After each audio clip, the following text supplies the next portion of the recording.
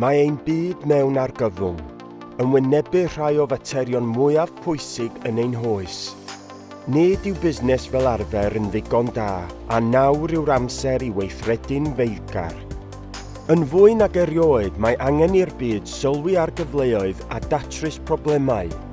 Mae Gwasanaeth Gyrfaoedd a Chyflogadwyedd Prifysgol Caerdydd wedi cydweithio gyda'r Ganolfan Newid Hinsawdd a Thrawsffurfio Cymdeithasol a Llywodraeth Cymru i gynnal cystadleuaeth SYNIAD. Rydym yn gofyn i chi ddefnyddio eich creadigrwydd i gyflwyno eich syniad fydd yn newid y byd.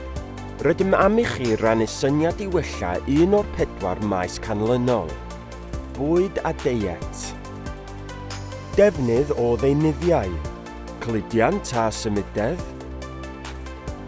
A gwresogi ac oeri. Gallai eich cynnig fod yn ddiwydiannol, cymdeithasol, addysgol neu ddiwylliannol. Gallai fod yn fyd-eang neu'n lleol, yn radical neu'n gynnil. Mae datblygu syniadau pwerus a gallu ei rhannu mewn ffordd ysbrydoledig yn sgiliau gwerthfawr sydd ei hangen ym mhob rhan o gymdeithas, gwaith a busnes. Mae gwneud cais i syniad yn gyfle i esblygu a dangos eich sgiliau, angerdd a'ch potensial. Gallwch hefyd gael gafael ar gefnogaeth ac arweiniad i ddatblygu, dilysu a chyflwyno'ch syniad. Cyflwynwch eich cynnig fideo i gael cyfle i ennill gwobr ariannol.